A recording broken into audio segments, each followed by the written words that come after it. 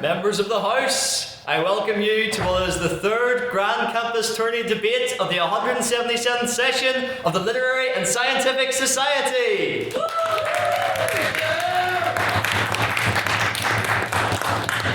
I'm so glad to see you all here.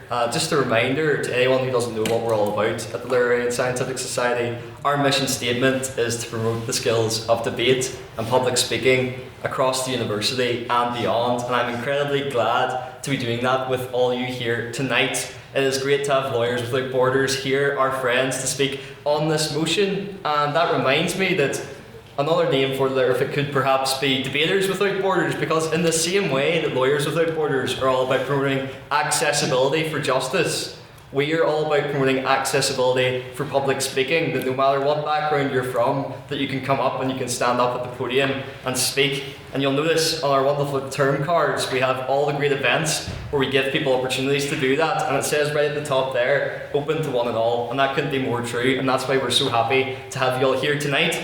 And as part of our mission statement and as part of the goals that we are going towards with our society, we have launched the Grand Campus Tourney, of which you're the third society to compete, and we are incredibly glad to welcome you to that, where you could take home the all-coveted Devaney Cup, but we'll find out tonight. Now, I'm sure a lot of you have questions about the society. I know for certain that whenever I was organising this wonderful event with Crystal, she had a lot of questions too. So to give you a taste of what our regular meetings are like at the Litterific, I would invite you to take part in President's Questions. So this is your chance to ask me, the President, any question that you can possibly come up with. It can be as silly as you like, but of course there are two caveats. No questions about my politics, and of course no questions about my sex life, or lack thereof. So, do we have any President's Questions in the House tonight? Madam Vice President.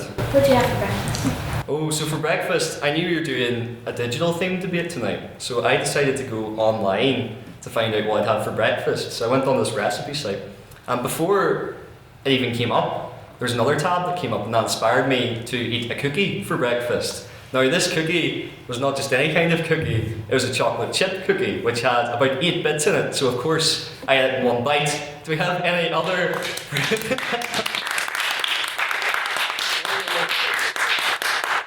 Thank you. Any other President's Questions? Yes, Crystal? Where can I borrow the robe? Where can you borrow the robe? Well, the robe is free on Wednesdays, if you would like to borrow it, yeah, although I will have to charge you for it, I'm afraid. Oh, fantastic. Any other President's Questions? Yes, Jonathan? What are your thoughts on the quote? The LNH will never be bound by agreements. As Noah Mullen Clark warned, it is understood only the language of countervailing force. I refuse to even acknowledge the LNH as an institution. Any other President's Questions? Yes, Owen? Do you feel that the painting there is actually off-centre? What's your thoughts? I actually did notice that when I came to the room, and it really messed with my perception, because we were setting up the room, it wasn't set up like this. And I was looking up, and I don't know why it's off-centre. Was it perhaps a political statement, or just an architectural fault? I'm not quite sure. Read into it what you will. Any other President's Questions? Don't get all shy on me now, guys, come on. Yes, Madam Vice President. How do you drink your tea? Properly, by putting the tea in first and then the milk. That's how I drink my tea. Last week, for those of you who don't know what we're talking about, we had quite a lengthy discussion about whether you should put the milk in first or second in cereal, and then that transpired to tea as well. We also talked about how one of our council members did not wear socks when he was wearing his loafers. So I guess you could say that the theme from last week's President's Questions was things that lack toes. Any other President's Questions? Luke, you had your hand up. So if you were stranded on a desert island with only 2 of the council members and one item of your choosing, what would you bring and who would you bring? Oh, Very careful. I wouldn't want to get murdered on the desert island if there was the only thing. I would bring... Who would I bring and what would I bring? Tell you what, I'd bring my bell so that I could chair debates. And then I would get Henry and Ella to face off against each other. and I feel like we could just have a great time, doing 7-minute debates the whole time on the island. Any other president's questions? Yes, Owen? On the topic of islands, Uh-oh. I'll leave it at that. Okay. Any other president's questions? What are your top 3 pints? Top 3 pints? Yeah. Yes, I'm really glad you answered this, or you asked this one, Akaash, because, well, I'll reveal later what we do after our debates, but my top 3 pints, I controversially quite like cider. So that was my very first pint. So yeah, we have cider fans in the house tonight, yes. So I'll go for a Koppenberg, then I actually controversially don't like Guinness. So yeah, I know, identity crisis happening, because I tried to drink one after the Six Nations to feel patriotic, and the longer it sat there, the longer I felt my identity fading away as the Guinness got colder and colder. But no, so I'm going to say Koppenberg number 1, number 2 Smithwick's, that's my favourite of that kind of brand, and then number 3 Carling, but only when the football's on in the Students' Union, so that they're cheap. Any other president's questions? Going once. Oh yes, Harry. I think this says a lot about the person, but if there was a spider in the house, would you put it outside or would you kill it? Oh, well, despite fervent lobbying from the 3 other flatmates I live with to kill the spider, I usually try to throw the spider over the wall. So there you go, that's very, conscious of me for spiders. Any other president's questions?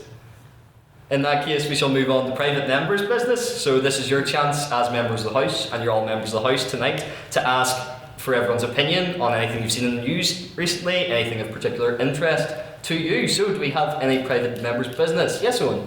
All the topical, as if anyone's been on campus today knows, the Mitchell statue, is gone. Yep. So is there any thoughts from any other members on the capitation, if you will? Any thoughts on the Mitchell statue being removed recently? Yes, Luke? Honestly, too, right? The involvement of certain politicians within Queen's, I think, just degrades it as an academic institution. The fact that we have a person who barely visits this island as our Chancellor, when there are genuine academics who deserve that post, and we laud people who are, frankly, nothing to us now. They're faces that we walk past every day. I walk past that and I'm like, he must have lectured here, surely. Oh no, he's just some senator representing, I don't know, Palantir, well, the earlier forms of Palantir, surely. Yes, I know where you're shushing me. But yeah, I just think that hopefully, although it was different pretenses that took away Mr. Mitchell, I do hope that we continue to strip sort of political influence from this institution. Thank you, Luke. Jonathan? Yeah, I think as with many other things, Queen's has managed to strike the delicate balance of satisfying absolutely no one by both ignoring the people who wanted it removed in September when the links first came out, and removing it before anything's actually been concretely proven, meaning that, as usual, they take the middle path and satisfy no one. They should have just removed it when the union told them to remove it. That would have been the sensible thing to do. As soon as the man has links with Epstein, it would be wise to remove his bust, but instead they decided, no, we'll wait 6 months for even more links to come out, and then we'll remove it. So I think Queen's just, as ever, fails to win in this situation. Thank you, Jonathan. Owen? Just to back up Luke's point here, soft launching the idea of this house has no confidence in the Chancellor, maybe? Ooh, interesting one. We have quite a bit of support for it, it seems. Yes, Al? Just to say, okay, there's a photo of me because before it got taken down, I sat on top of that head when I was very drunk one time. And I then because I don't know, the photo was posted on someone's Insta, and then I got an email from the Queen's telling me that I could get expelled from the university for sitting on top of it. I'm just surprised that I at least had some interaction with it before it went. And I was sitting on top of it in a way of, I don't like this guy, so I am proud of, I think the photo ages well in hindsight actually, even though I eradicated it from the internet because I didn't want to get kicked out. There you go. And a confession from the house tonight. Any other private members' business? Yes, Akaash? As for the Mitchell statue, even though he was linked to Epstein, just to play devil's advocate, where is the presumption of innocence till proven guilty? Very, very lawyery position from you there. I'm not saying that anyone is that if you were at the Epstein Island, I'm not saying that you're a great person. You probably would. That being said, the moment we start saying that you have links to him, you know him. I mean, the guy knew everyone. But that doesn't mean that everyone was guilty of crimes, right? That being said, those who have committed crimes should be prosecuted to the fullest extent of the law. However, if you start combining the people who haven't committed crimes and just assuming that, oh, because they were with Epstein, they're guilty, then that starts a slippery slope with anything, not just pertaining to Epstein. It could be with anything that you could say, well, I don't like what this is, and because he was somewhat associated with it, we can just, we can have him arrested. We can decapitate him. Yeah, thank you for that legal perspective. Luke. To quote Jeffrey Epstein. Oh dear. Be very careful, Luke. Is one of my great and personal friends. Mr. Mitchell is not a great and personal friend. He does not know what criminal activity his friend is doing. Now, what I will point out, ladies and gentlemen, is that this is not a governmental institution. There is no need to presume innocence here, because ultimately this is the aspect of the school. This is ultimately, I pay enough money to know that this is not government funded. I know that this place, has its own rights in terms of its image, and it has every right to preserve its image, even if that means excluding someone for their ranks. Ultimately, it is their right not to be associated with someone, as sure as it is his right to associate with someone like that man, who we all can condemn as despicable. Thank you. Yes, Madam Vice President. Is there a place that would just move on from this? We have another piece of private members' business. Yes, Rosa. Slightly tangentially related, but if anybody's following, if anybody's following the Neil Gaiman allegations and saw his Instagram post, I'd love to hear thoughts on that. Because personally, for me, what really gets me is that he slandered absolutely every single journalist in the world except this one called Technopathology, which I think says a lot about him as a person. Anyone on that? Yes, Owen? Again, slightly related. 90 minutes of one episode for the Good Omens finale is a joke. There was a whole season lined up of what is one of the best things Amazon's put out in the history of ever.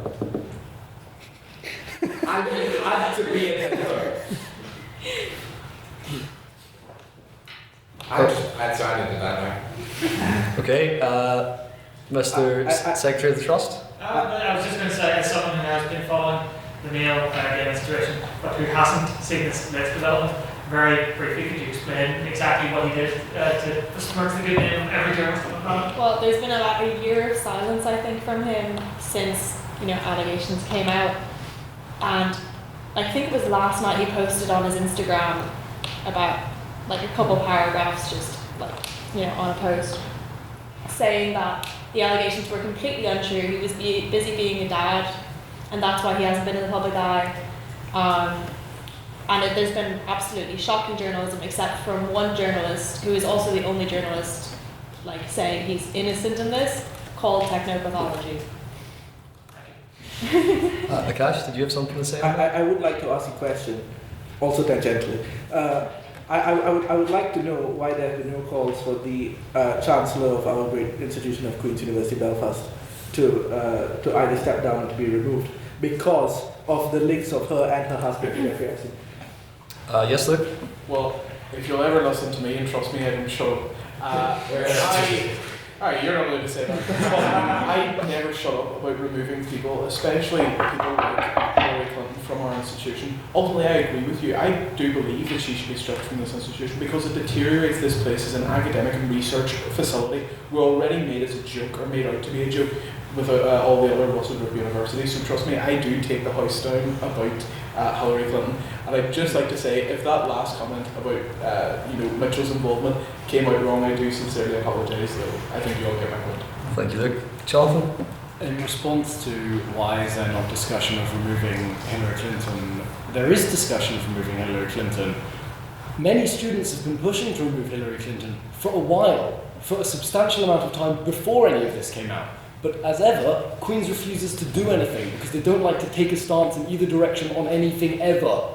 They just sit in the middle and hope that everyone ignores them, which is a terrible strategy for, I think, an academic institution to take in general. I think they lack, in some sense, a moral spine on many issues, and they should have removed Hillary Clinton a long, long time ago when the students requested it.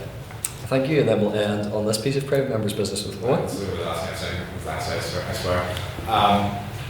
last summer I was in the car coming back from the campus, right, and there was a member of the Queen's faculty that was in the same car as me. The words this woman used to describe the Chancellor can be unrivaled in fury. I cannot see a single person defending this woman maintaining her status as Chancellor of this great university. I just don't know if the faculty are on side, if the students are on side. Why is she still here? What is preventing this from happening? What is preventing her removal? Okay. I just don't get it.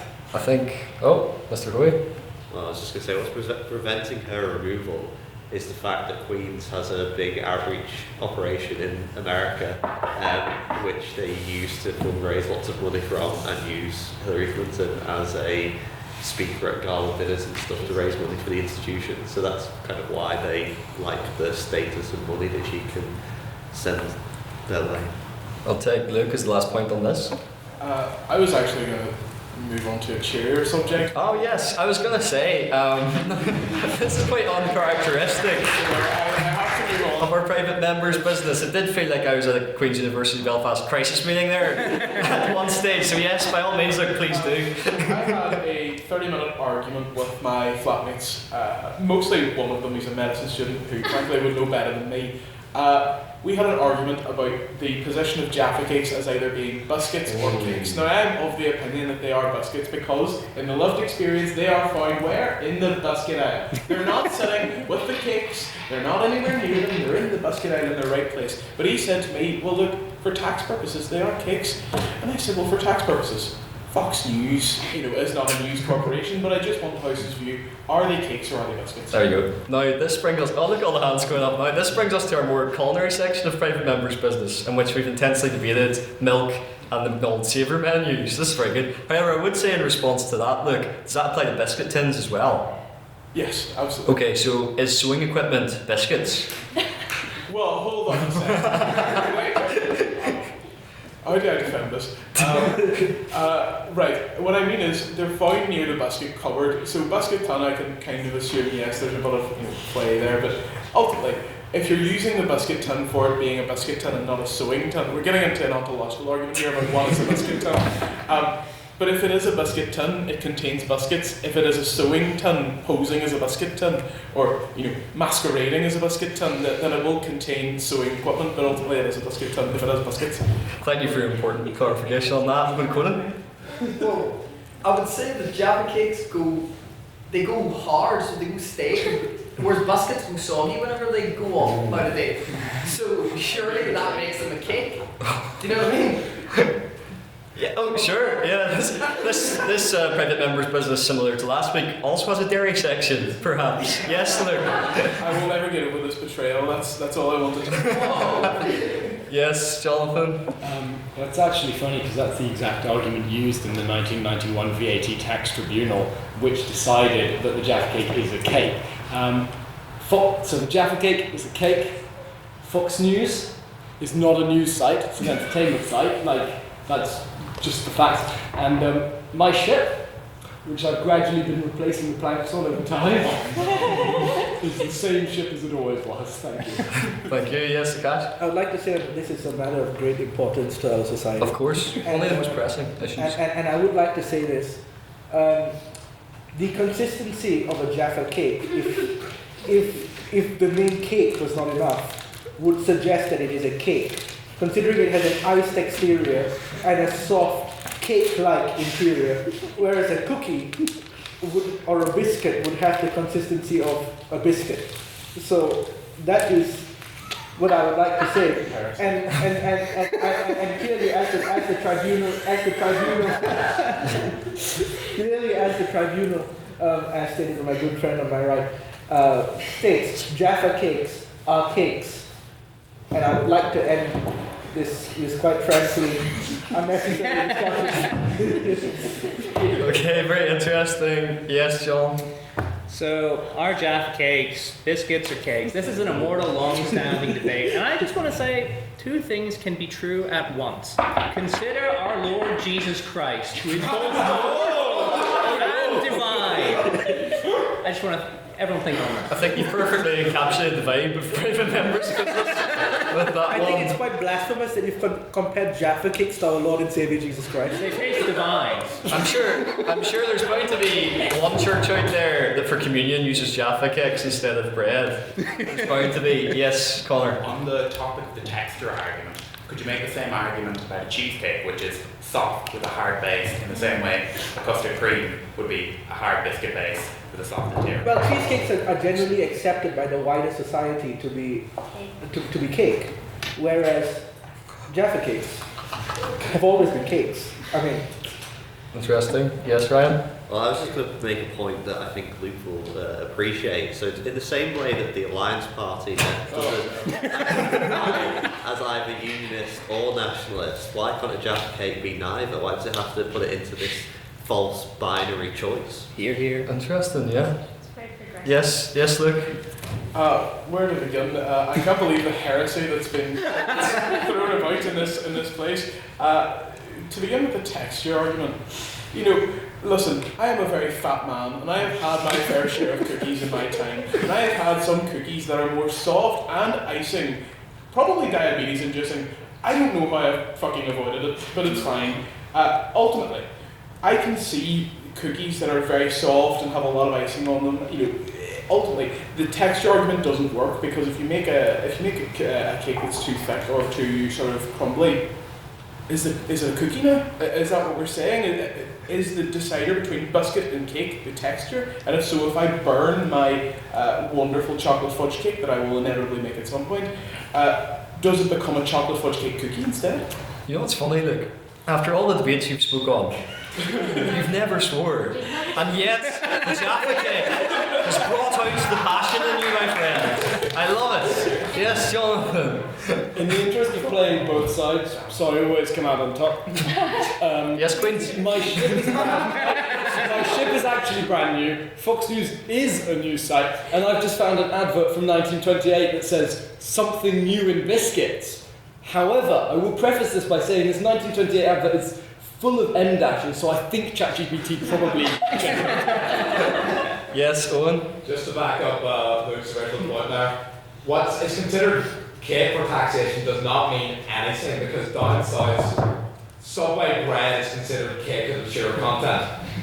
And on your point, Jaffa cakes and the Alliance Party of Northern Ireland should never ever be on the same level in the same sentence. One of them is clearly superior in all aspects. I didn't know you were such a big Alliance supporter. Yes, do we have one back down there? I consider myself a bit of an expert on this topic because I have worked in Dunn's for 2.5 years, and I have worked in the biscuit section. However, they did recently come out with some Jaffa cake spring rolls, which are kept in aisle 2, the cake section. So it can be both, okay? Interesting. Yes, Akaash? what I would like to say is on the point of if a cake is poorly made and it becomes hard and stale, does it become a biscuit? Well, I would like to say this, in contrast. If a child goes to school and scores an F on every single exam but he graduates, would that then make him uneducated or poorly educated? So there's a difference between a very terrible cake or not a cake. It's what the intention was at the end of the day. And the name Jaffa cake, I think, perfectly says cake. I think a very terrible cake, or not a cake, might be the new Netflix series that they're about to release at some stage. Yes, Owen? Just an error, but if we're using duns to determine like our societal standards, I think we should start, to be honest. In all honesty. Do we have anyone else on this very serious? Yes, Rosa, inspired. Language is used to explain our lived reality. And in my lived reality, whether or not it fits the legal definition of a cake or a biscuit, a Jaffa cake would be eaten as a biscuit with my tea, not as a cake in a children's birthday party. Yes, Mr. Secretary of the Trust. I'm sorry, was the implication there that in civilized society we can only eat cake at children's birthday parties? It was an example of a case in in which cake would be eaten, because I cannot picture a cake that I would not eat at a children's birthday party, except for maybe those that contain alcohol. So on that point, I don't think that a Jaffa cake is a cake. We're coming back to the tiramisu argument here with the alcoholic cakes. Yes. Just carrying on from cakes. It's my, no, she's 14. It's my 14-year-old sister's birthday soon, and she's decided that she wants a Jaffa cake birthday cake. No, this is what I'm thinking. But this is actually, it's basically just a Jaffa cake but bigger because it's like sponge, jelly, and chocolate. But this cake is a cake. No one's going to say it's a biscuit, but if you got a cookie and made it bigger, it's a cookie. So it's still a biscuit. That's quite an interesting point. I think that circles back to your point, Akaash, because, you know, for instance, there's a lot of misnomers out there. Like a guinea pig is not a pig, and calling caterpillar is, of course, not a living caterpillar. And Becker's surname is Noble. So, you can't always trust the name. Yes, did we have another point over here? I was going to say, I feel like if they're going to be the matter song. Well, yes, actually, now you've brought back that point, Owen. Let's circle back to the debate. Now, usually we would have minutes read at this stage, and the minutes are very entertaining and funny, but those will be read on Thursday, so I would encourage you all to come along on Thursday to hear what we chatted about at the last debate. However, to fill this section, I would like to invite our collaborator, Crystal, to talk about Lawyers Without Borders. Thank you, Crystal.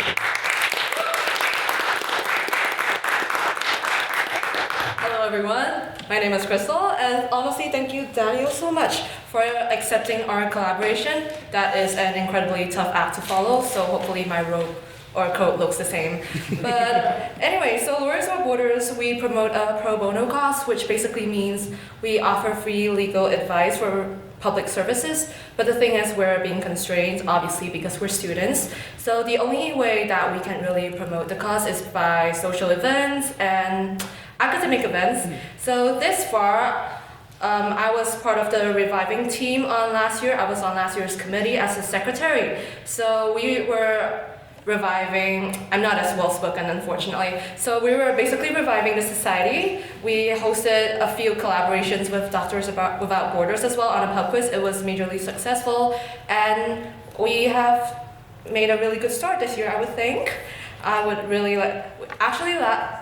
just yesterday, we concluded an interview with a really famous human rights lawyer, Mr. Richard Harvey. He is incredibly impressive, and it was such an incredible experience being able to do this within my presidential tenure. I would love to thank all the members that we have garnered so far. I think we have around 170, I believe. So basically, I like to give my thanks on every single one of you and those who actually showed up tonight. My big loves. But anyways, I basically freeze up a lot in stressful situations. I was not informed that I had to do this until literally arriving into the Canada room just now. But thank you so much for bearing with me, and I really hope to see you in our social events. Thank you so much. Thank you very much for that, Crystal, and can I just reiterate how proud we are to be collaborating with you guys tonight. So that brings us on to the debate section itself. So just to go over the rules, first of all we will have our debate, and following the debate we will have questions from the audience. The debates consist of 7-minute speeches from the proposition and the opposition. In the first minute of your speech and the last minute of your speech is protected time, which means the 5 minutes in between is unprotected time, as signified by our bell.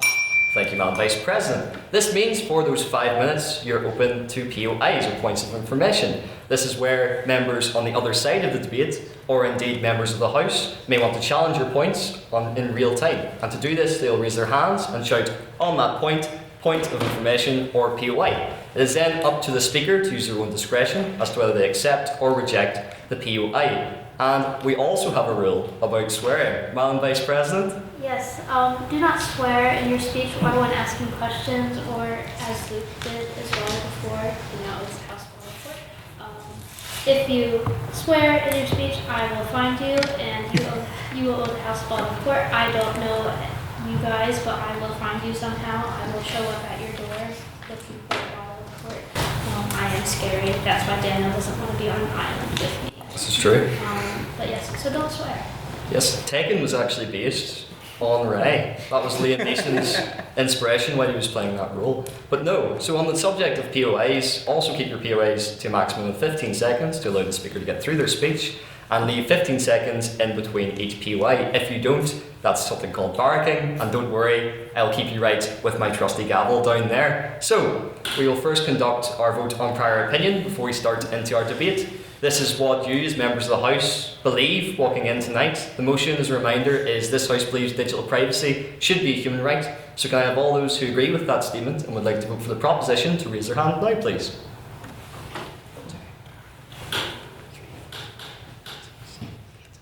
Eight, yes. And can I have all those who would like to vote for the opposition on the vote in prior opinion, who disagree with that statement, to raise their hands now? Oh, Saffron. Yes, 6. And finally, can I have all those who would like to abstain on the motion to raise their hands now, please? One for Hoyle, one for me. Yes. So that's 3. And we also have Henry and Beth, so we'll count that as 5. Okay. Yes. Thank you very much. Madam Vice President, can I have the results from the vote on prior opinion, please? Yes, with 8 for the proposition, 6 for the opposition, and 5 abstentions, the proposition takes the vote. And that brings us on to begin opening for the proposition. I would like to invite John to the podium, please.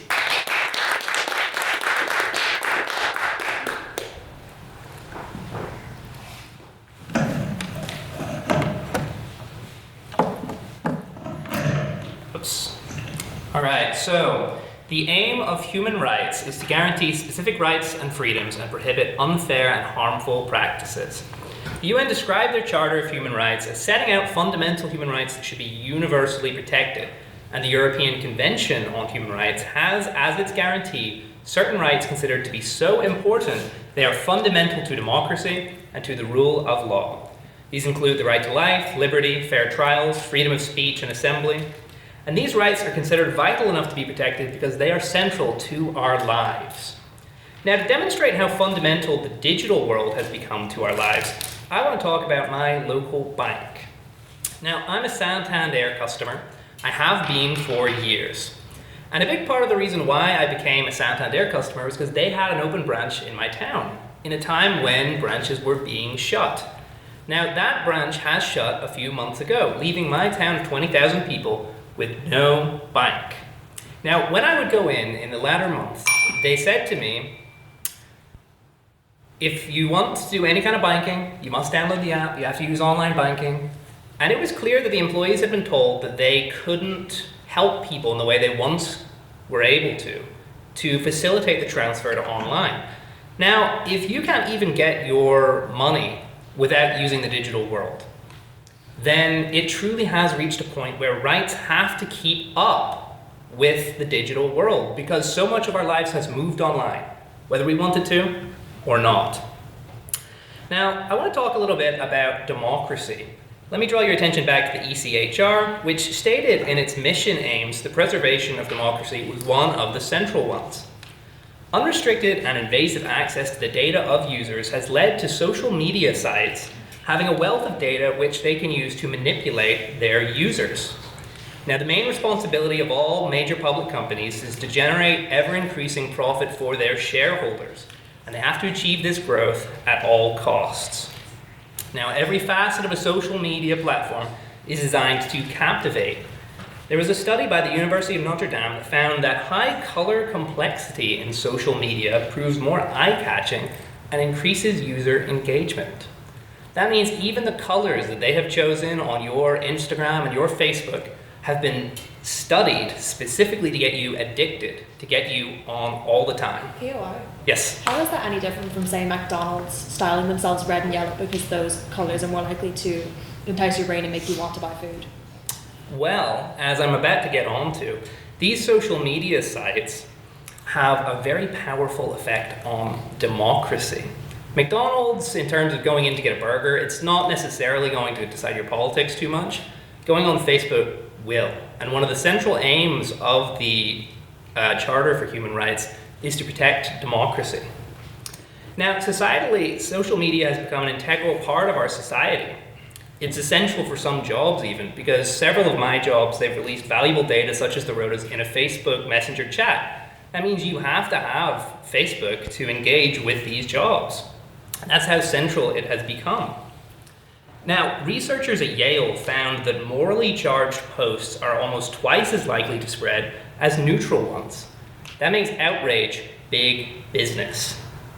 Social media platforms are obligated to cash in more and more profits, more attention. They want your eyes on this. On that point, Yes? the argument today is that digital privacy should be a human right. Not that digital influence should be excluded. Those are surely two separate things. We should maybe protect our data, certainly not influence. No. You see, it's your data that is going into these social media sites that are allowing them to create these algorithms that push this news onto your feed. They're allowed to take every little thing you do and customize your feed around that to increase retention. With a digital right to privacy, they would not have such freedom to use your data to push their agenda. Now, much has been written about the increased polarization in our society. These rage-bait articles of dubious quality are widely proliferated across social media because it's what gets clicks. These companies are selling your information, they're creating outrage with it, and if you had a right to digital privacy, that would be a shield to prevent them from exploiting your data for such dubious purposes. Yep. Whenever you sign up to these apps, you accept their cookies, which say you're literally giving them permission to personalize your ads and personalize your experience. Yes. And create algorithms on you. Just want to know your So there are limitations that the right to privacy would put on how much they can do this. Think about your television beforehand. You got adverts because that was just what was running. It wasn't so customized. It wasn't so designed for you. Now, I'm essentially arguing that in our current society, these social media platforms are so prevalent, you almost don't have a choice. You have to use them.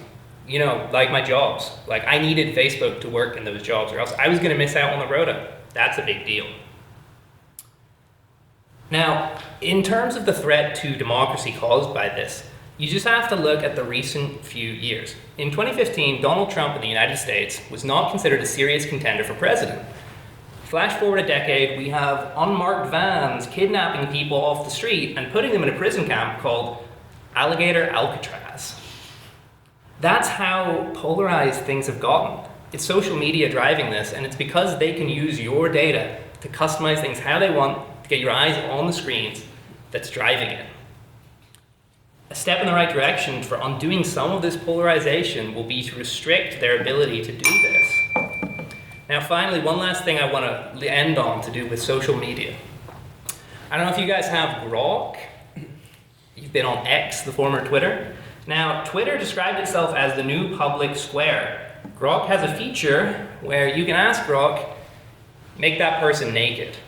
It's a crazy problem of AI-generated nudes on the platform. If it's the public square, and I come in, I'm like, hello, good to see you, and you say, Grok, make him naked, that's like you telling a big burly man to tear my clothes off right then and there. That's wrong, that needs to be stopped, and a digital right to privacy is one of the most foundational things we can do to stop it. Thank you for your time, everybody. Thank you, John, for that very fine speech. And now to open the case for the opposition, I'd like to invite Saffron to the podium, please. I'm sorry. Okay. So the Equality and Human Rights Commission defined human rights as the basic rights and freedoms that belong to every person in the world from birth until death. Sorry. It's a kind of wide and very vague definition, but we all basically understand what that means. No, sorry, this is falling.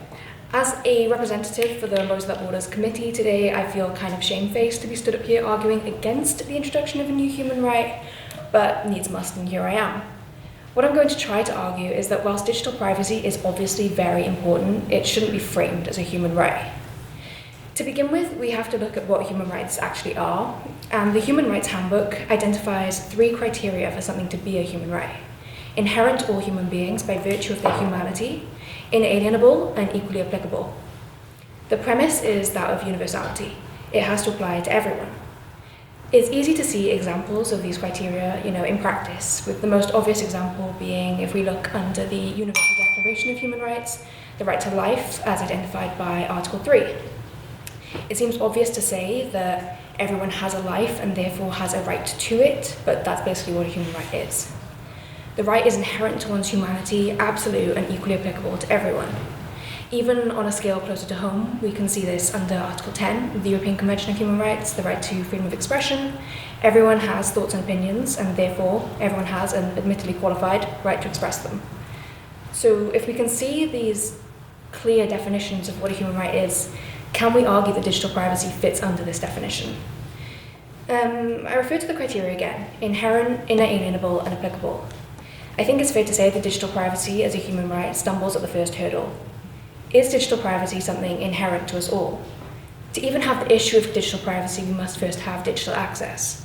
Although around 6 billion people globally have internet access, making up about 73% of the total global population, this is not something that is fundamentally accessible to all. Crucially, it is not something that is inherent to our humanity. I can see the argument that might be raised about, internet access today is fundamental to human life. And yeah, the global majority do use this all-encompassing instrument and usually have daily contact with it. However, internet access itself is not a human right, and I query how digital privacy as a direct result of the internet could be created as a right without us first acknowledging the internet as one.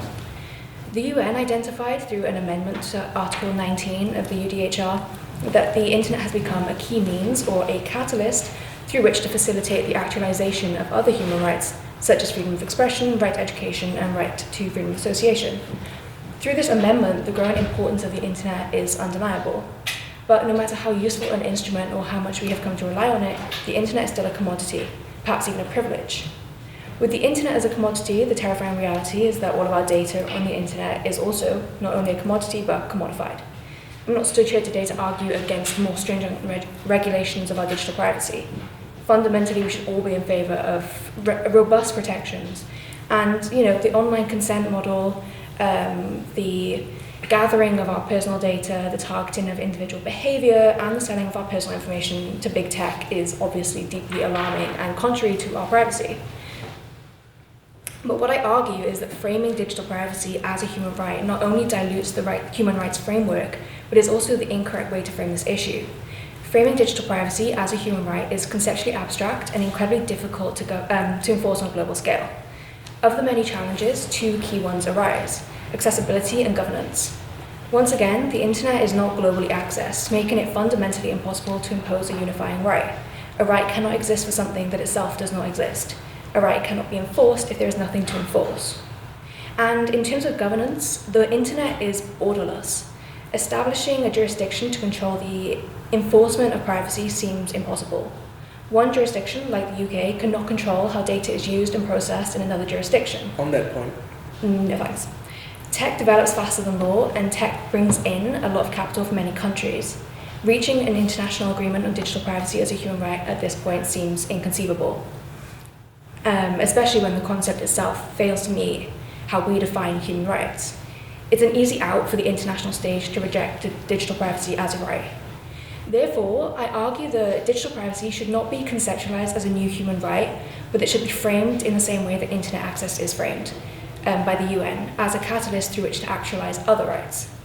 At this moment in time, where internet access is not standardized, privacy is heavily qualified, and there are competing internet access regulations and data protection regulations across different jurisdictions, it is impractical to call digital privacy a human right and expect effective change.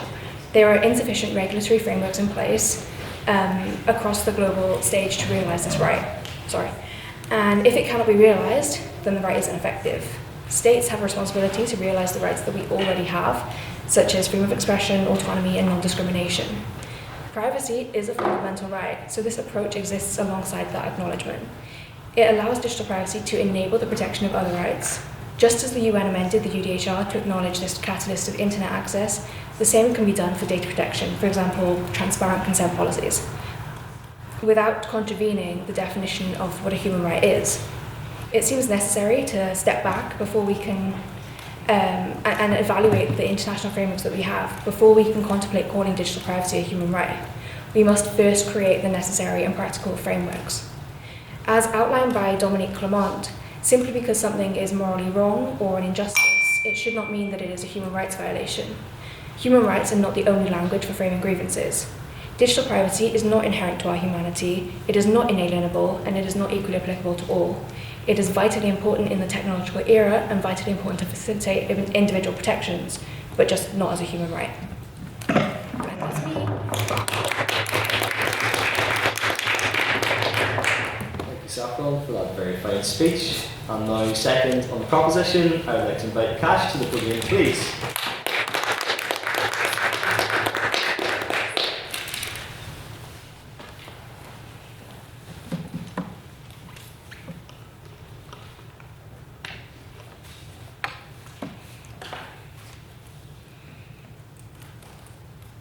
Good evening, everyone.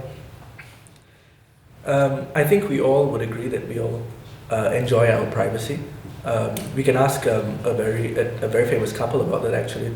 Prince Harry and Meghan Markle, they love their privacy. What I would like to say is that our lives are no longer confined to physical spaces as they were even 50 years ago. We share our thoughts everywhere on the internet. Twitter, Instagram, Facebook. And the reality is that digital privacy should be recognized as a human right, the same way that privacy is recognized as a human right. As Saffron pointed out just now, and I was not afforded the opportunity to ask a question, I would like to ask this. When you can say that digital privacy can't be enforced, it's possible for privacy, physical privacy, to be enforced. So there would have to be a conversation on how to enforce digital privacy. On that point, is it not, again, like has been already said, the consent model that online websites and stuff, we consent to them tracking us and gathering our data, whereas you don't consent to people coming into your house to observe you? Well, the reality is that for many jobs and for many things, as John said, a lot of jobs require you to be on social media. Even WhatsApp is considered a social media, or Messenger, or Facebook, right? So you would have to accept those terms in order to do your job. And without a job, you can't make money, you can't live. So that being said, I think that that answers your question. At its core, digital privacy is about control. It's our own ability to decide whether we, as humans, can see who knows what about us, when and for what purpose. That question is being asked fundamentally right now in the United Kingdom. Many of you, I'm sure, have used gambling websites, adult websites. Those of you who do will know that the UK government does make you upload your form of identification, your passport, your ID, your driver's license onto these websites. What they do is they outsource that job, not to a government company, but to a third-party private institution. There is no accountability for these companies, and quite frankly, you don't know where your information is going. These companies not only are liable to be hacked, but a lot of them also sell your information to data brokers. These data brokers then sell them to social media companies, politicians, advertisers, right? How many of you, put your hand up, how many of you have searched for something on Google, and you open Instagram, and on your Instagram advertisements is an advert for something you were just searching for? Put your hand up. That is exactly how that happens. They collect your data, they sell it. They sell it to these advertisers, and that's the most benign of all the companies they sell it to. Next are the politicians. As you said, Donald Trump in 2015 was a nobody in the political world. Nobody thought that he would be president. People were laughing at him. How do you think Donald Trump became known as the populist president, and how he became elected without having a prior career in politics? He got elected because he gained access to this information. He gained access to your data. He knows what you think. Right? And that is not just exclusive to Donald Trump. That goes to any politician in any country who wants to do something. They get your data and yes. So if this is any politician everywhere, or is this debate, as you're framing it, not just this House bans electioneering? And if so, how is that compatible with a true democracy in the modern day? We're not talking about electioneering, but let me ask you something on your point about true democracy. Politicians with your information will say things that appeal to you. That is not necessarily what they will do or what they think. So is it really democratic for them to lie to you during an election to get your vote. Moving on. Without digital privacy, people tend to self-censor online, right? We've seen this in the United Kingdom. Police come knocking on your door because you've said something nasty on WhatsApp or Facebook or something. Why does that not curtail not only your freedom of privacy, but your freedom of speech? When individuals know that they are constantly monitored by their government, corporations, or like I said, other third parties, they change the way they behave. They do not speak their mind. They're less likely to share controversial opinions or explore sensitive ideas, or in countries where certain freedoms, yes. Certainly if the police are coming knocking at your door for something you said online, it's incriminating. Sorry? Surely if the police are coming knocking on your door for something you said online, it's incriminating. What do you mean by incriminating? It's incriminating. No, but what do you mean by? It's something that could get you jailed if the police are coming knocking at your door for. No, but the question is then, if it's not something fundamentally illegal, like has happened many times in the United Kingdom, it's just because you don't like what someone said and someone finds it mean. Well, doesn't that curtail not only freedom of speech but freedom of privacy? Now, widespread surveillance technologies. Many of you would know that. Not many of you know the case of Edward Snowden and the NSA.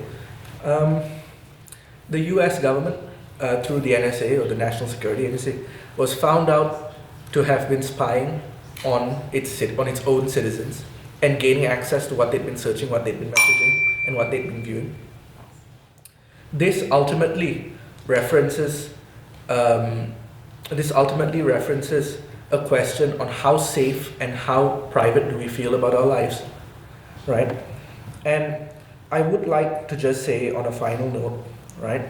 Many people, especially in the opposition, would say that people give up their privacy online and cannot demand protection.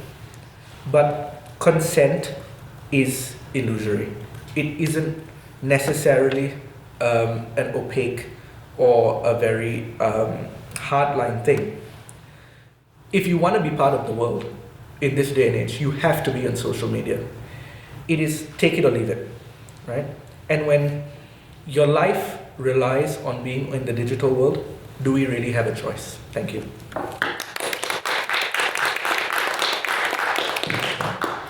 Thank you, Akaash, for that very fine speech. I'd like to invite second from the opposition, Rosa, to the podium, please.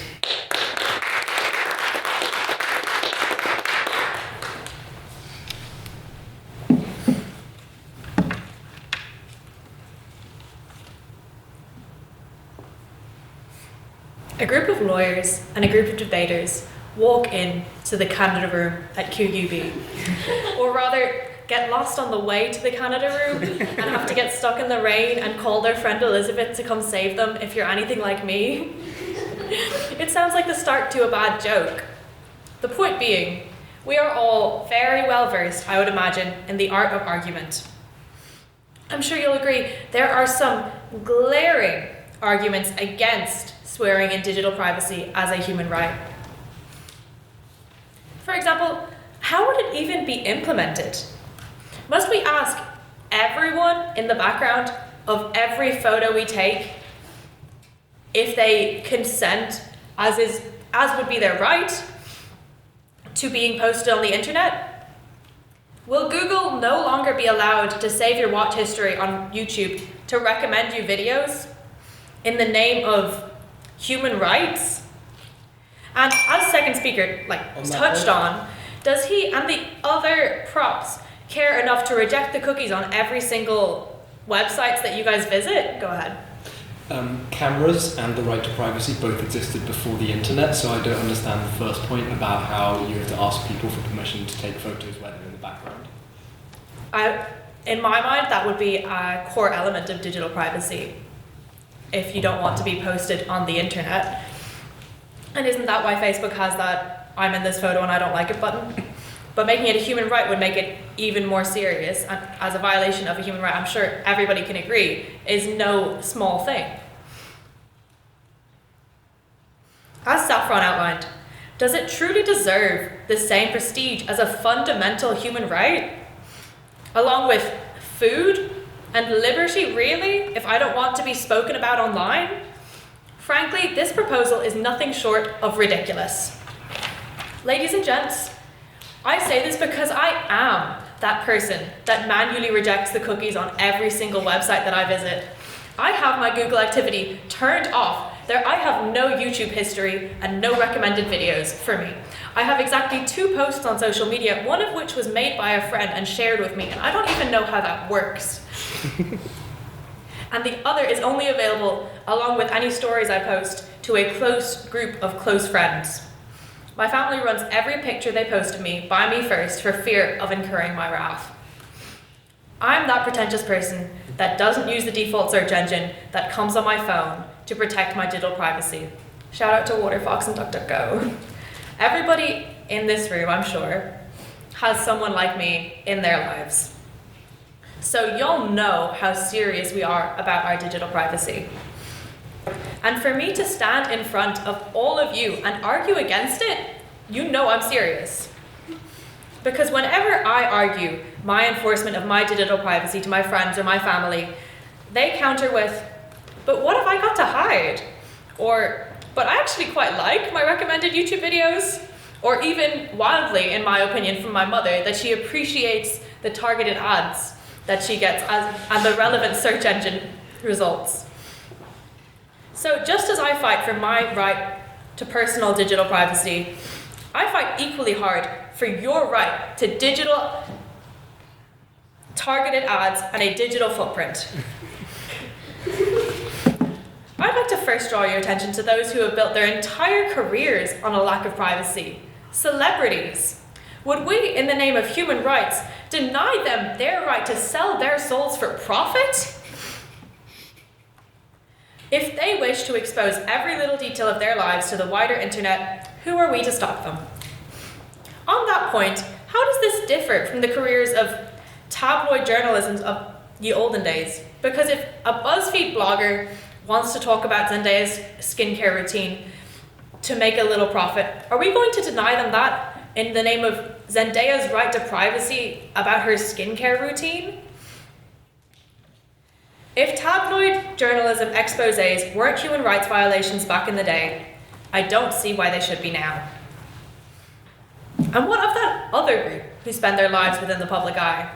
Those nasty, disgusting politicians. Are politicians owed digital privacy? Or should we, the public, retain our right to hold them accountable for their actions? In the most accessible way that we have in this day and age, the internet, the digital space.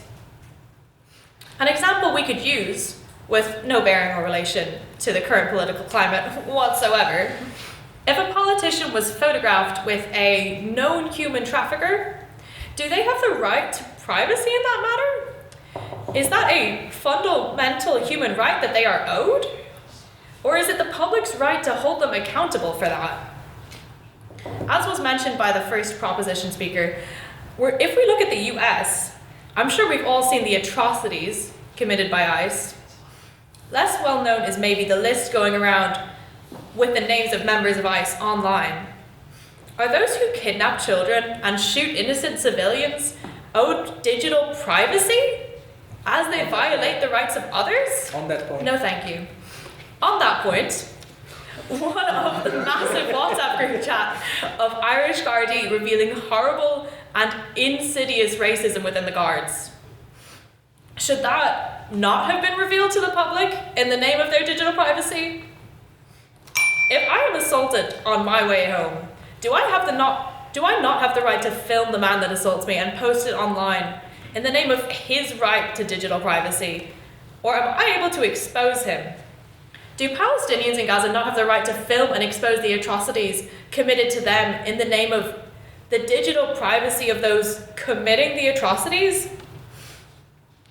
If we carve in stone digital privacy as a human right, we are sacrificing our rights to control our own digital footprint, to hold those in the public eye accountable. And finally, we are undermining all the other rights on that list. So I am proud to oppose. Thank you.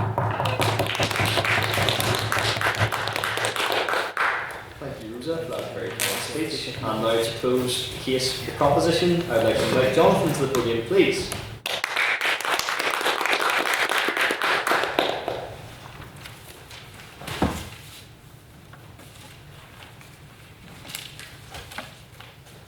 This is a very dissatisfying podium. Hang on. Sorry.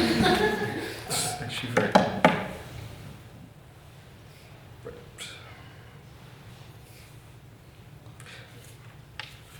Okay. So I've just spent an Erasmus semester in Geneva, the city of human rights. And walking from the train station down to the lake was a big lit up sign. C'est quoi le problème avec la liberté? Now, for people like me who don't actually speak French and just sort of pretend to, they helpfully put the translation right below. What the hell is the problem with freedom? Hell wasn't in the French, they just decided to put that in the English. Thing is, I've actually counted. On our side of the debate, there are 6 eyes. But in a very real sense, on their side of the debate, there are only 5. 5 eyes.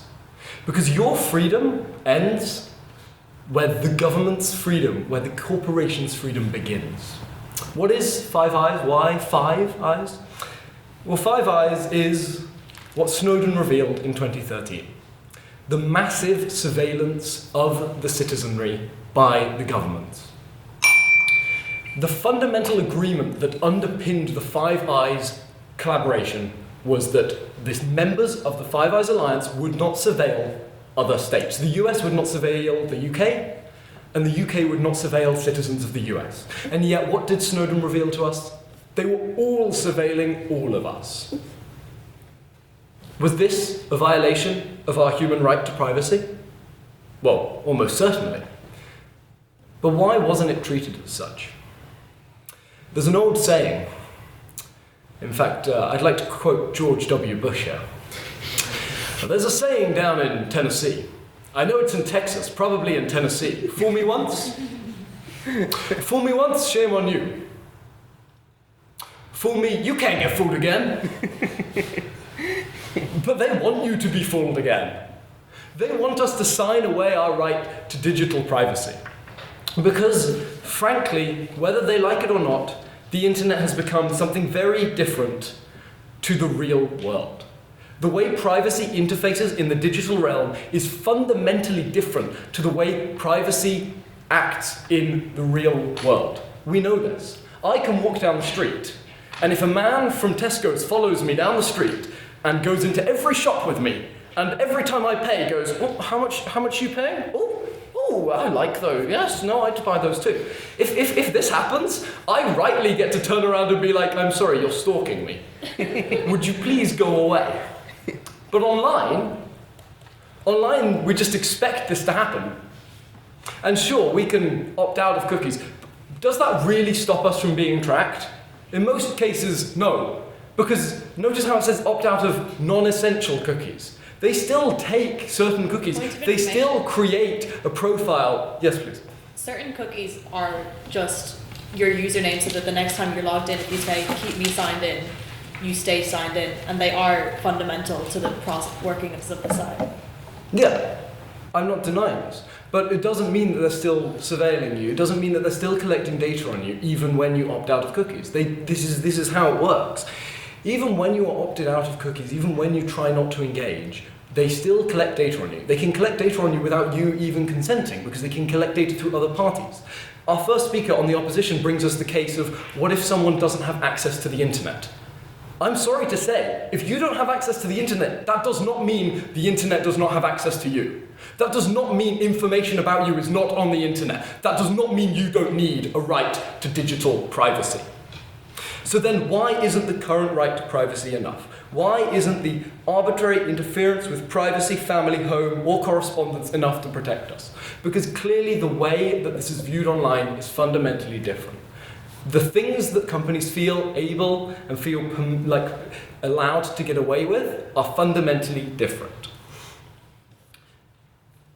There are good points from the opposition, but I think these miss the fundamental point of a right to privacy. Yes, jurisdiction differences mean that this won't be enforced everywhere. No human rights are accurately enforced everywhere. No jurisdiction has, not every jurisdiction has adopted every human right. We know this. Human right violations happen. But that doesn't mean that human rights don't matter. That doesn't mean we say, Russia doesn't have free and fair elections. Guess we'll have to get rid of that human right because they're not enforcing it. No, because human rights are fundamental.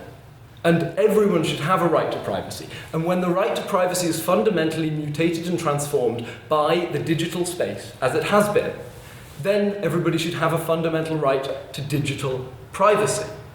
This is not a question of implementation. This is not a question of how prestigious human rights are and whether a digital right to privacy ruins this prestige. This is a question of the fundamental rights of the people. The fundamental rights of the people are that they should not be surveilled, they should not be tracked. However, they are being surveilled and they are being tracked under current human rights frameworks. And we know this. I mean, we've had mention of, what do I have to hide? But what do I have to hide is the lie that sits at the heart of the digital surveillance.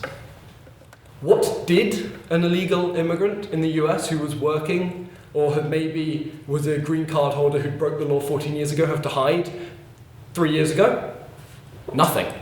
What does someone who has a green card but broke the law 14 years ago have to hide now, under Trump, under ICE? Quite a lot.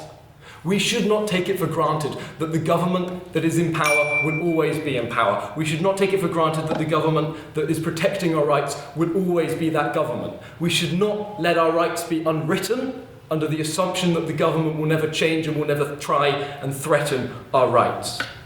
Yes, people have gone and they've discussed their lives in the world before and after the internet. But that doesn't mean that people who don't want their lives discussed, people who aren't celebrities, people who aren't people of power, people who aren't politicians, shouldn't have the right to this privacy. And we must remember, like all rights, this right can be suspended when the law is broken. We have a right to freedom. This right is suspended if you break the law and put in prison. So if you're breaking the law, if you're the guards on the group chat, you have the right to privacy suspended because of your law breaking. But for the average citizen, the citizen who has nothing to fear, they should want a right to privacy because they should have the ability to feel safe and protected in case. Thank you. Thank you, Jonathan, for that very fine speech. And now to close the opposition and the debate as a whole, I would like to invite Luke to the podium, please.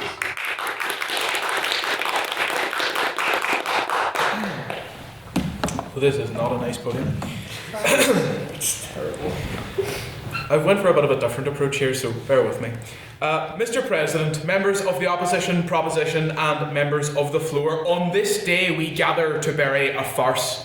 On this day we, the opposition, convene to repulse this ill-conceived motion and assert once more this House's righteous sagacity and wisdom. My friends, on this day we unite to guard our values and good sense with a zeal paralleled only by the idiocy of this motion. That this House would needlessly and recklessly proclaim a digital privacy as a right of man. Just as there are many heads upon the hydra, this motion boasts a myriad of snarling iniquities and fallacies which must be cut out and the wound cauterized. I shall deal with the difficulty caused by this motion with relation to our glorious Parliament. Then I will rail against the political stagnation which cheap solutions like the one suggested today infect our discourse with, ending in illuminating the dangers of judicial activism and rebutting some of the farces already espoused. But if you hear nothing else this day, hear this. We must not give in to the nanny state, offering us rights so that we grow fat off the milk of human convenience. Our politics stagnates and our pressure on the government comes from gowns and wigs telling us what we are entitled to and what we are not. A right slams the door shut on political activism and debate, which all societies must have. Now let us first begin, ladies and gentlemen, by examining what making something a right actually does to protect that value. Well, the answer is very little. In the UK, the doctrine of parliamentary sovereignty means that there are only two methods to defend these weak little scraps of paper: striking down secondary legislation and, much more dangerously, seeking to disapply legislation where possible, cloaked in the usual judicial bleatings of "this isn't political, Chairman Keir, please don't prosecute me." Now, ladies and gentlemen, I am a big fan of philosophy, but don't worry, I won't bore you with very much of it. I already deafened most people's ears with my bleatings about Kant for the day, but I need to talk to you about the ontological argument against this motion. As you can see by my rather round frame, my favourite instrument at the moment is a fork. But my second favourite instrument is an Act of Parliament, which makes me wonderful fun at parties. Now, a fork has a purpose, and it accomplishes its purpose by its tines. One could say, stabs the food, gets it into my gob. That's what makes it a fork. One could say that this being or ontos of the fork is its tines, for that is how it asserts its purpose. In the same way, an Act of Parliament, Parliament's aim is to be accomplished by its regulations when imposed, asserting its being through its doing. When a right must be protected by judicial scheming and subtle disapplying of Parliament's will, Parliament's acts are robbed of the state of being that they ought to have, and it sets a dire precedent for judicial intervention. Where we have seen digital privacy be positively defended by Parliament in its acts, transforming it to a right wound, down a constitutionally dangerous path, quite frankly, ladies and gentlemen, where parliamentary sovereignty is brought into question by this sort of Americanized principle that we must defend our rights in a negative manner. And frankly, ladies and gentlemen, that is contrary to our judicial system and our political system that has grown, in light of that. And this is something I don't say very often, but I'm going to say it now. I agree with John Major. The UK does not need rights. It has had its history. This brings me on to my next point. Not only does a right being created confuse the vital constitutional principles, it also robs us of a certain political awareness as a society. Yes, Mr. Massey? So the side that I like to call the evil side wants the UK not to have human rights? Well, before 1998 and Blair's lovely little diktat, we actually did protect our rights quite well. I'm sure we've all heard the case of Donahue v Stevenson by now. That was actually a very progressive sort of thing for its time, where projected and protected so many consumer rights where there ought not be one. We don't need the impositions of a court in France, which I'll get on to later. As we have seen, as I have seen, and indeed many of you have seen, where rights need to be protected or entitlements protected, we have seen great waves of people, men and women, linking shoulder to shoulder in their solemn belief and desire that something be guarded, breaking upon the coastline once that right be enshrined in law. You may think it's a good thing, sure, they can go home now, they've done it, pat on the back, but the fact of the matter is that as that tide retreats, having been broken by the shore, with it goes our sole hope of truly protecting our rights. It has been said by the Constitutional Reform Committee that the only protections afforded in our system to our rights are political, and they are right, ladies and gentlemen. A declaration of incompatibility is all that is needed to cast these rights aside. The Rwanda plan is evidence of this. All it took was a little, yeah, we know that this infringes on your rights. We're going to do it anyway. You can't stop us. And that was all the government needed to cast aside all of this wonderful thinking and glad handing about our rights. No. My friends, it is evident that when we take from the cup of Morpheus that most despicable lie, human rights, we ignore the true power of our voices and confine our liberties to an inadequate defence team, and one which seemingly can't keep the gavel in their pants. Which leads me on to my next point, the fact that these judges in Strasbourg and beyond, once given the power to rule upon a right, take what that right means and confuse its spirits to the point that no one understands which way is up or what the right truly means. Allow me to clarify, as the proposition has failed to state the obvious, a right is a legal yard, it must be protected by the law. Now there is evidence of this, and my favourite one, and the one I'm going to use here, is Article 8. Now would you like to know a list of some of the things that Article 8 covers? Sexuality, pollution, surveillance, home life, family life, reputation, I mean the list goes on. Legal scholars have long bemoaned the influence of these wild and meandering judgments, straying far from the original intention of the right. Indeed, one can only trust a court in France insofar as one can trust the French, which, as Mr. Massey I'm sure agrees, is not a lot. Now, on to some rebuttals. John, you know I respect you, but on Grok, we have to disagree. We are seeing a speedy process toward banning this evil and other AI-generated creations. I don't see how this would be benefited by the creation of this new sort of intervening right when we have a good political process and a process that shows real dialogue and discourse with the people rather than just confined to, you know, the defence by some man. And a second speaker, I question your point about the police knocking on your door because you made Chairman Keir mad. This is factually untrue. Palestine Action, whether we like it or not, was a prescribed organisation, and incitement to hatred or violence is is against the law. Digital privacy has no bearing here, but it is a testimony that digital privacy as a right would only allow these criminals to hide behind the screen. In conclusion, the telltale heart of this motion is exposed. It pulses not with goodness, but with a malignant lethargy. For the good of our nation, for our peers, for our children, and a life without the involvement of a French court, it is our duty to reject this.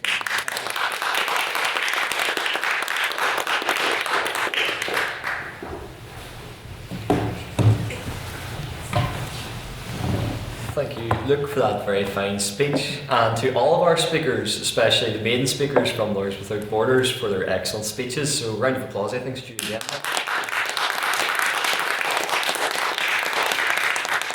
And now it's time for our questions section of the debate. So, this is where you, as members of the House, can raise questions to the proposition and the opposition. Perhaps something you would like them to expand upon from their speeches, or an area that you think wasn't covered during the debate. So, do we have any questions for the proposition, first of all?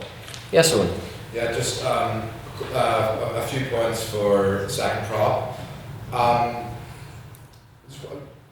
Politicians do lie and distort the truth all the time on the doorstep, and canvassers, people involved in politics generally. It may not really change much.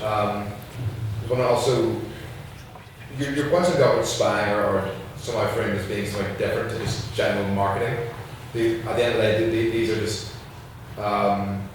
two organisations that are collecting data, and the opinions presented in the Online Safety Act being somehow as controlled, when, to be fair, it is much needed protections for children online. As you know, this generation knows we've seen too much too young, to be fair. So I'm just wondering if you could expand on a few of those points. Well, I would say that on your point, that's first most recent point, isn't it? When I said, I assume you're talking about me saying that the government knocks on your door and arrests you for what you say online. Is that what it is? No, it's during elections when the canvassers would come up to your door. Okay. You know, give the explanation. Now, what I would say is that canvassers, when they come up and they ask you questions, when you answer them and you give them information, you have the right to then say, no, I don't want to talk to you, right? Whereas online, it's not just limited to stuff like polls on Instagram or whatever. It's also stuff like your search history. It's things like, even non-essential cookies. Even those provide information on certain preferences towards certain companies, and that can also be used to say that, well, if they're likely to agree with this, then they're likely to agree with this, right? Which then helps create essentially a rough profile of who you are as a person. So while you may say that every little bit is insignificant, I would say that every little bit is part of a much bigger puzzle. Thank you, Akaash. Would someone from the opposition care to respond? Luke? Yeah, so let's begin with the first bit there. You're right. The term demagoguery, which is obviously the populistic notion of just kind of raising people, is Greek because it comes from the sort of ancient Greek times. Ultimately, we have seen people prey on the information and values of certain people since the dawn of democracy. It doesn't change, and it has not changed with the involvement or introduction of the political or the discourse online. With regard to your sort of messaging as to, especially canvassers, ultimately nothing changes. Nothing really changes whether they get your information online or not. Ultimately, if I'm a canvasser and I walk up to someone's door, right, and let's say I'm going to a lower economically developed area, right, and I love them all, whatever. I know the three things they want to talk about immediately. ultimately, I could get that from the internet, or I could get it from looking at their house, or I could do it in whatever way. Frankly, it does not stop me accruing knowledge about them without their consent. For example, gossip. I have an absolute fiend for gossip. Does that mean that, all of a sudden, are we supposed to impose, if we're opposing this carte blanche, nobody's allowed to know anything about you? Am I supposed to have some sort of governmental issue tape over my mouth? Am I to stop from gossiping? Ultimately, we all know certain things about certain people. Preventing companies from, frankly, gathering their information which you signed up for when you accepted the cookies is a complete farce, because it denies companies what we would value as a human right. They like gossip, so do we, frankly. Their gossip's just a bit more in detail. Thank you for that, Luke. Do we have a question for the opposition?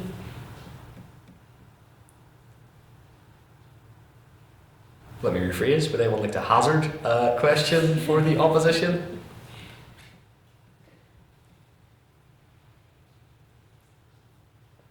Go on, anyone? Can we ask questions? Go for it, in this one circumstance. I'd like to ask Luke a question. Yeah. Earlier in your speech, when I tried to ask you a question and you shut me down. Each speaker, by the way, is not there today. But I would like to ask a question. You sort of alluded to the point that because a lot of governments disregard certain human rights, that therefore they're sort of unnecessary. What I would like to ask the question is that human rights are not just meant to be a matter of law. They're also meant to be a matter of where we are as a society, right? So the reason why we can condemn what's happening in Gaza, or whether you can condemn what's happening in Ukraine or in the United States, is because we have a framework of human rights.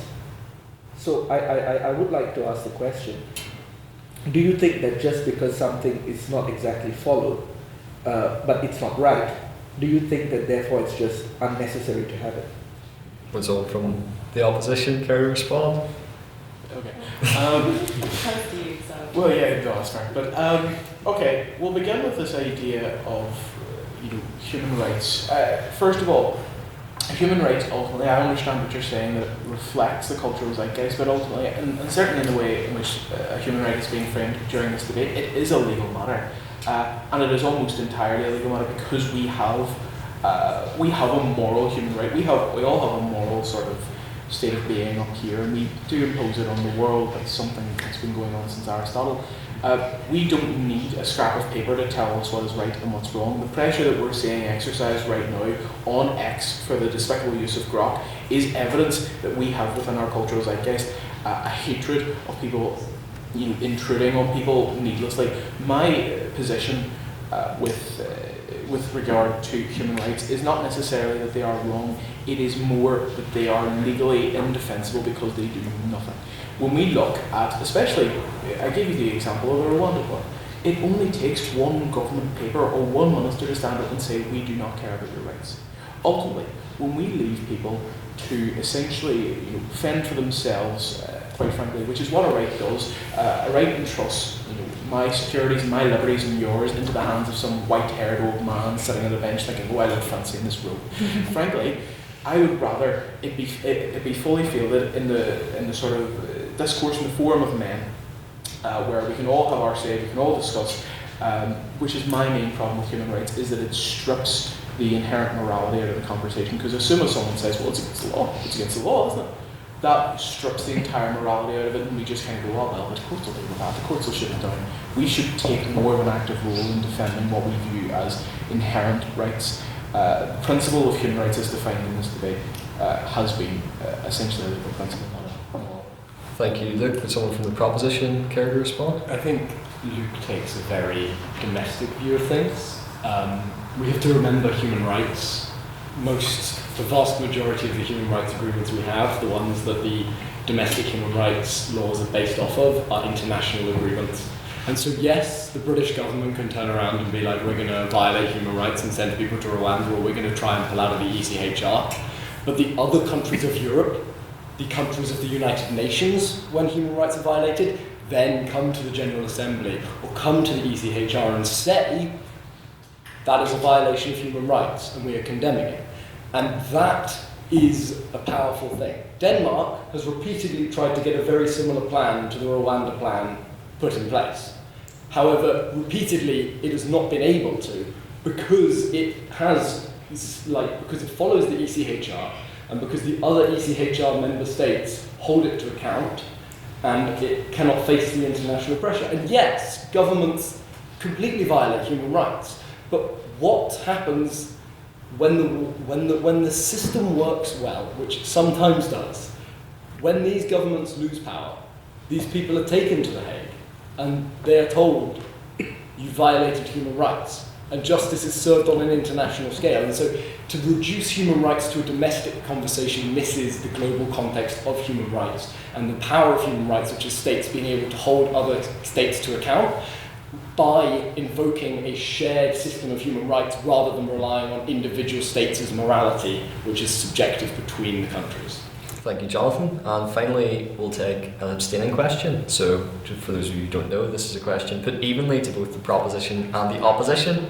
Don't worry if you start your question with, well, this applies more to the opposition or this applies more to the proposition. You'll swiftly find out that that is not an abstaining question because I have a gavel in my hand and pretty good aim. So, do we have any abstaining questions? Yes, Elizabeth? I understand this is going to be a particularly variable question, but I ask that the speakers hypothesise that, say, this motion passes not only in this House, but let's say internationally, and this is legislated, what does the future look like? Interesting. Would someone from the proposition like to begin? Yeah, all right. So if you look at the way that rights are enforced at the minute, there's courts like the European Court of Human Rights, for example, where you can bring your case there and have it heard. So if this were to pass, it would be another string in the bow of potential justice, with a great example being Grog, for example, right? So let's say you have a picture on Twitter from 2018, you smile with your friend, somebody says, Grog, make that person naked. Well, now you have another way that you can get back at Elon Musk for implementing that software. You can bring it to a human rights court and they will hopefully not be on his side in that one. And that's how it would be implemented. Thank you, John. Would someone from the opposition care to respond? Yeah, so considering, as was spoken by the third speaker, on that privacy is already a human right, I don't think we'd actually see all that much change because the European courts have already put in, GDPR, there's already rules in which actually you can't access Healthline in the EU, which I don't know if UK people would be aware of this, on account of if you decline their cookies, they're like, oh, well, we don't actually have a version of us that's available in the EU because in the EU you have a right to decline cookies in this way. So you already have that right to deny your data is processed in that way. And I think that saying that digital privacy instead of just privacy is a right wouldn't change all that much in the way that the courts are already handling privacy in the digital age. I think it'll still be slow. I think it would still be behind the times in the capabilities of the businesses that are running these violations of our privacy, but I think that they would still do their best to ensure that our privacy is heard. And honestly, it would not change.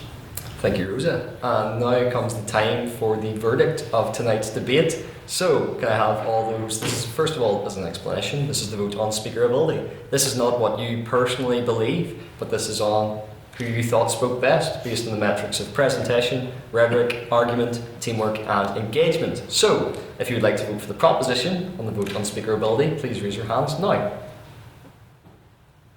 Damn. Okay. Oh my god. Okay, yeah, if you would like to vote for the opposition on the vote on speakerability, please raise your hands now. Oh, you can vote for yourselves, by the way. Oh, I didn't realize that. At least we're going to say 0. I feel bad voting for ourselves now that they haven't. Oh my god. I don't think you need us to. Is that 7? Yes. Yeah, And just to clarify, do you two wish to vote for yourselves? Yeah, someone got it. Yep. Okay, so that's 2 for the proposition, that's 7 for the opposition. And finally, can I have all those who'd like to abstain on the vote on speakerability to please raise their hands now? Rosa, you didn't vote? I did not. Oh, I didn't mean to. Sorry. Beth and Henry as well. Yes. I represent them all. Madam Vice President, can I have the results from the vote on speakerability, please? Yes, Massey voted as well. For the proposition, there were 2 votes. On the opposition, 6. And abstentions, there were 10. So the motion falls. Or motion, I don't know what it is. Yeah, the motion falls, yeah. I'm so sorry to hold you guys, I won't be long. But basically I've written down anything because I have an unseemly habit, as you have all witnessed, that I tend to freeze up in conditions such as this. So it has been incredibly enlightening to have heard so many outspoken talents on such an important motion. My favorite being the heated discussion on the Jaffa cakes. All the debates I personally witnessed are all in Mandarin, and what I think is a very complicated sequence. So it has been incredibly educational to see how mindsets, culture, and values differ, although every single one of them undoubtedly holds its own weight. And I thank you for all bearing with us, especially with the storm last week and showed up today. Everyone deserves an applause for themselves. And for Lawyers Without Borders, I would also like to highlight a few excellent opportunities for our events. So in a few weeks' time, we will be hosting a human rights mood. The deadline to sign up would be on this Friday, hosted by our own Saffron. And for a second debate, we are actually hosting a national debate with Lawyers Without Borders across the UK. It would be on a national stage, although it is online, so it would be an incredible opportunity for all of our talented debaters on the floor tonight. And for more information on this, you may extract them from our social media, drop us an email, or trace me down the streets, but preferably not this one. And honestly, in my awkward haste and to my detriment, I apologize, as I don't think I've shown enough appreciation to the Literarific Society, especially for so graciously accepting our proposal and handling so many logistics in our stead. Lawyers Without Borders is incredibly appreciative and honored of this collaboration with such a prestigious society. And so once again, me and my society would like to extend our greatest gratitude to you again. Thank you so much for showing up tonight. You guys have a great night. Congratulations again to all of our speakers. Now, this event, we are very proud to be hosting it in collaboration with Lawyers Without Borders. And I would like to take this as an opportunity and this event as an extension to an invitation, an open invitation to all the great debates, events and socials that we have coming up. You'll notice that we have turn cards scattered throughout the room. I would very much encourage you all to take one and see all the exciting things that we have. But just to give a brief overview of what we have coming up. So first of all, we have our debate on the 5th of February, that is this Thursday. This house would reinstate the QB Irish language signage. Now, if the private members business showed anything, I think we all have a vested interest in Queen's University Belfast. That should be a very interesting debate. We also have an exciting lit talk with Blue Lights creator Declan Lawn, so make sure to get yourselves along to that. And also, if you want to refine your debating skills, Madam Vice President has been taking notes of all your speeches, so if you'd like to get feedback from her. And also, I'd like to recommend that you come along to our recurring BP sparring sessions. John, you were at the BP sparring session yesterday. Did you enjoy it? Yeah, it was a lot of fun. There you go, a glowing review from John. So yes, please join us for that and so much more by taking this lovely term card and of course scanning the QR code too to become a part of our Literarific community, of which we'd very much like to see you there. Akaash mentioned earlier about my 3 favourite pints, and this is where we get to the exciting part where I tell you that we don't just meet up and then all go our separate ways after our debate. We are very much a social society too. So if you'd like to join myself and other members of the house in coming to Lavery's, you're very much welcome, where you can see me drink all 3 of my favourite pints. There you go, that's a guarantee for tonight, and perhaps you'd like some too. But yes, you're very much welcome to join us at Lavery's. So to end, as is tradition, if I could have all of our speakers to the front, council to stay behind to set up, and I'll see the rest of you at Lavery's. Meeting adjourned.